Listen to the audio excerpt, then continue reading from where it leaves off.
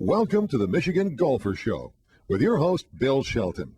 Join us each week as we explore the people, the places, and the events that shape our great game.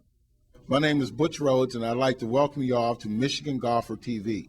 Today I'm going to talk to you a little bit about the golf history here in Michigan, particularly the African-American golf community, and how much different golfers have contributed of African-American descent to the game of golf here in Michigan. A couple people come to mind. First and foremost is a gentleman by the name of Ben Davis.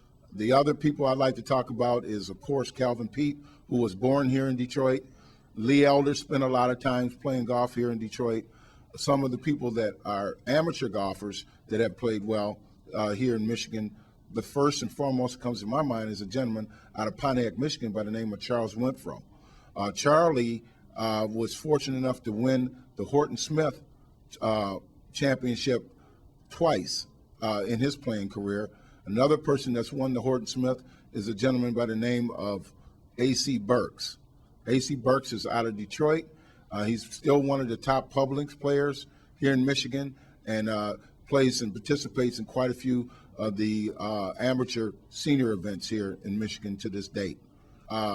No one has waved the flag and any harder and have done any more to get young golfers interested in the game of golf than a young lady by the name of Selena Johnson, who, by the way, has won the prestigious Cart Walker Award given to the #1 junior golf program in America. Some of the other things I'd like to talk about is some of the people that have been champions here in Michigan playing golf and have had stellar playing careers.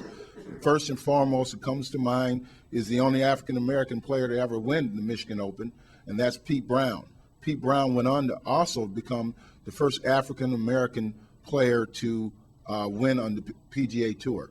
And today I've got the fortunate opportunity to talk to a friend of mine, the legendary Michigan PGA golf professional, Ben Davis. Well, there's no doubt about your success playing the game.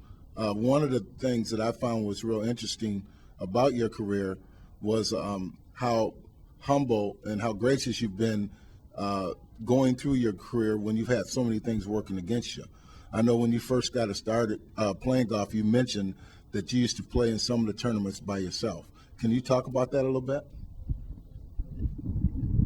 I can say a few words, but when I start talking about that and things of that nature, I start crying. So rather than to cry, I just say I had some tough times along the way. I'll put it like that. Who was some of the best golfers that you could appreciate watching them play, and who was maybe your favorite golfer? Well, Sam Snead always was my good friend and good player too. And I would say one of the best. Which one of your memories that you might have about young Lee Elder when he came up? It's hard to say. And the special thing about Lee, he was an all-around player, a good little player. When he came in, he was a youngster, but he was a good player. Why don't we talk a little bit about a couple of the hole-in-ones you might have had? How many of them have you had? I've had 3. Each one was a long hole. That's what makes it so difficult, to think and talk about. A hole that's over 200 yards, that's a long ways to hit a ball. One of the things that we talked about relative to golf is some of the people that you used to play golf with. And one of the guys that used to hang around Rackham for so many years was the people's champ, Joe Louis. Well, I tell you the truth, Joe and I were very good friends.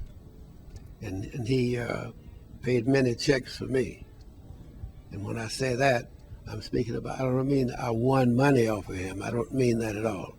When I said paid checks for me, if we have gone to some place to eat, he'd pick up the tab.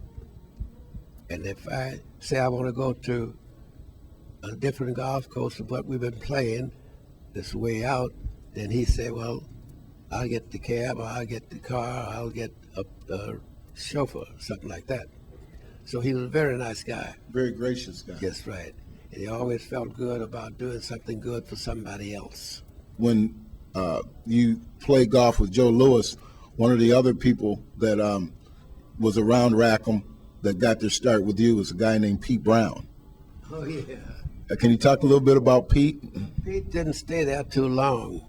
He was in and out because Randolph Wallace was his, say he owned Pete, say like that, because that was One of his sponsors? Yeah. And he would take him different places, so Pete wasn't staying with us too long. I remember one time, talking about the golf swing, I remember one time we were out practicing, and you kept hitting this little, putting the ball off from the middle of the fairway, and you were closing the club face through, and we were playing for dimes. And I think we played 4 holes, and I was down about $1.50. Can you talk a little bit about Phil?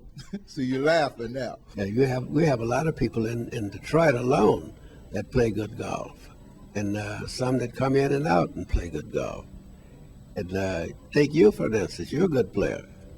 People see you, big man, and you say, oh, he's clumsy, he can't hit the ball, he can't make a backswing because he can't turn. See? And if they look at you and see you hit the ball, they know, oh, I didn't know he could do that. Well, you're very kind, and you're still not going to get your 2 shots when we play. I'm telling you the truth. Well, appreciate your time that you've given us talking about your golf career. You got plans on playing a little bit this summer. If I can stand up, I'm getting old now, see. Well, you seem to be moving around here pretty good. So I look forward to our games this summer, and hopefully we'll get a chance to talk to you again along the way. This is Butch Rhodes, and thanks for watching Michigan Golfer.